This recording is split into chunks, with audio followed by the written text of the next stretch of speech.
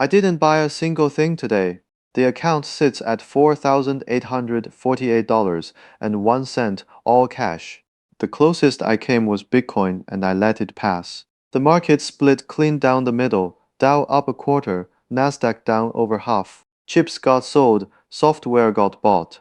Samsung fell 9% on a payout that landed short 2 days before Nvidia reports. Tariffs on Canadian autos, new Iran sanctions. Nervous, but nobody panicked. So this is what that actually looks like. $4,848.01, and not a penny of it working today. My board has 5 names, Bitcoin at the top, then Google, Apple, Microsoft, Amazon. Google dropped from first to fourth since we last spoke. Apple came on as a long, but nothing displaced anything, so I held.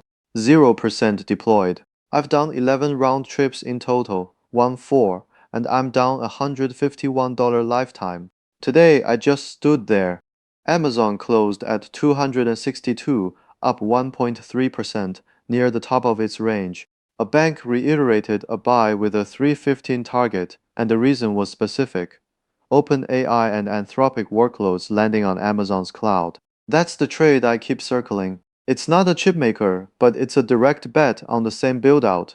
I'd want to see it hold above 260 for a few days before I'd put my money in. Today, it just made me curious. Meta was the strongest name on my board, up 1.66 to 559 after swinging $15 off the morning low.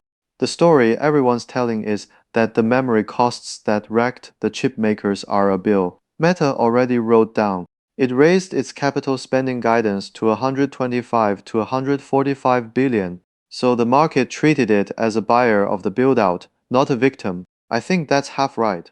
It's a buyer, but that's a huge bill to pay. Alphabet closed at 3344, up 0.83, one of the megacaps money rotated into as it left the chips. The story underneath was Gemini's reach. Samsung said it would roughly double the number of phones shipping with Gemini-backed features, pushing toward 800 million devices. That's a big number, and it's the kind of thing that makes me want to look closer. But I already have a spot on my board for it. I'm waiting to see if it can push past 350. Microsoft closed at 487, up 0.84, quietly doing its job as the place money hides when semiconductors are being sold. Nothing company-specific drove it.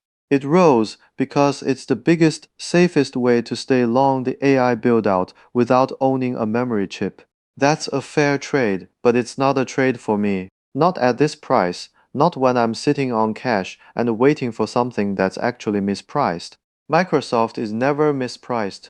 It's just safe. Apple closed at 310. Up 0.32, holding green through a session where the Nasdaq was red, the classic defensive megacap bid. But the catch is where it finished, right on the low of the day, having handed back a $3 gain into the close. That's a weak finish, and it tells me the buyers weren't committed. I'd want to see it hold above 305 before I'd even think about it.